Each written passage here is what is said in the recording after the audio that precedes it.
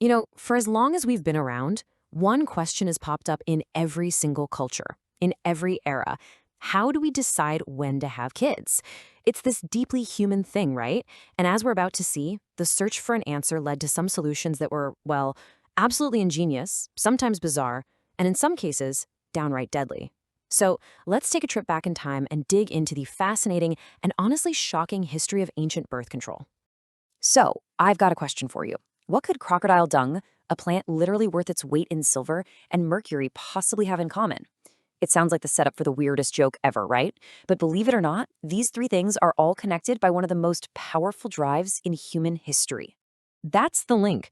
They were all used as forms of birth control. See, this desire to manage family size isn't some modern invention.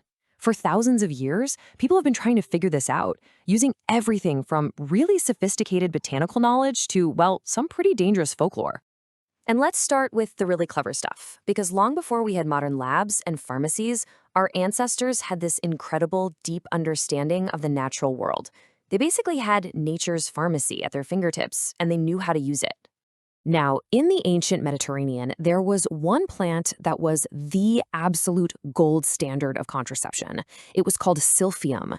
It was this type of giant fennel that only grew in one tiny part of the world, around the Greek colony of Cyrene, which is in modern-day Libya, and for a while it was the most effective, most sought-after contraceptive on the planet. And when I say it was valuable, I mean it was mind-blowingly valuable. The sap from this plant was literally worth its weight in silver. This one plant was the entire engine of Cyrene's economy, making the city crazy rich. It was so precious that Julius Caesar himself supposedly had a stash of it locked away in the official Roman treasury. I mean, can you imagine a form of birth control so valuable it's stored next to the gold? But here's where the story takes a tragic turn. Silphium was so good and so popular that the demands just exploded. People couldn't get enough of it.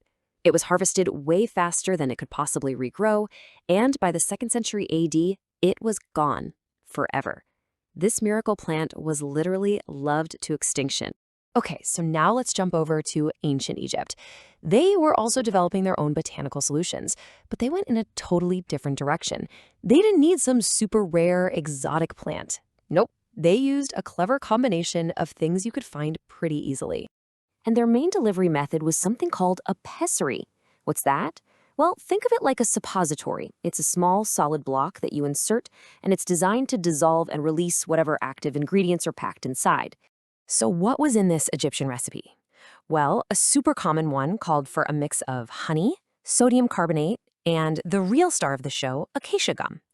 They'd mash this stuff into a paste, roll it into a little ball, wrap it in some gauze, and, well, you get the idea. It sounds kind of like folk medicine, right? But there's a huge scientific twist here. And this is the amazing part. It turns out when acacia gum sits in a warm, moist environment, it ferments and releases lactic acid. And guess what? Lactic acid is a well-known spermicide. It's a key ingredient in a lot of modern contraceptive gels.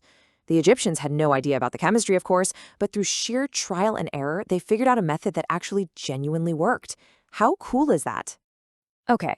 So, not all the ancient methods were that scientifically sound. We've seen the ingenious. Now it's time to get into the truly bizarre. We're talking about physical attempts to just, block things. All right, so you can see here there were a whole bunch of different approaches. Over in Mesopotamia, they'd use things soaked in cedar resin. In Greece and Rome, women might use sea sponges or even little plugs of grass. But the most infamous one, for sure, comes from Egypt: dried crocodile dung. Yeah, the idea was that it would form a thick physical barrier. The reality? An incredibly high risk of serious, maybe even fatal infections. And it wasn't just about strange materials. A famous Greek physician, Cyrenus of Ephesus, who was actually a brilliant medical mind in other areas, he had a very different kind of technique, one that didn't require any materials at all. Yep, you are reading that correctly. His medical advice for women was to hold their breath at the critical moment, then, right after, jump backwards 7 times, squat down, and try to make herself sneeze, and then wash thoroughly. The thinking was that all this physical commotion would just expel everything. It kind of makes mechanical sense, I guess, but it really just shows how desperate people were to find anything that might work. This desperation, though, also took a much, much darker turn. For some people, the need to avoid pregnancy was so intense that they were willing to risk everything. Let's go to the imperial court of ancient China. Here, the stakes were sky high. An unplanned pregnancy could completely mess up the line of succession, it could change a woman's entire status, or even get her killed. In an environment like that, birth control wasn't just about family planning, it was about pure survival. And to make absolutely sure they didn't conceive, some court concubines would drink these elixirs. And the ingredients were horrifying: liquid lead, mercury, and arsenic. Just straight up deadly poisons. So here's the absolutely devastating trade-off they were making.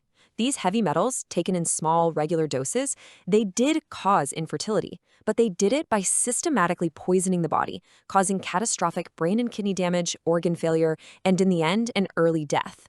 They were choosing a slow, agonizing death over the risk of having a child. So after all this, the genius plants, the weird rituals, the deadly poisons, what does it all tell us? It tells us a story about a quest, an enduring quest that is just fundamental to who we are as people. I mean, obviously the methods have changed. A lot. We've gone from crocodile dung and silphium to the pill and IUDs. Our options today are safer, more reliable, and more accessible than our ancestors could have ever possibly imagined. But the core driver behind it all, that hasn't changed one bit. That need to decide if you have a family, when you have a family, how you build it, that is a constant. This entire shocking, brilliant history is just a reflection of a desire that's as old as humanity itself. And that kind of leaves us with one last thing to think about. We look back at some of these ancient practices with this mix of awe and, let's be honest, horror. But 100 years from now, or 1,000, what will future generations think about our methods? What seems so normal and advanced to us today might seem totally crude and bizarre to them. It's a pretty wild thought, and it just reminds us that we're all just one small part of this long, complicated, and very human story.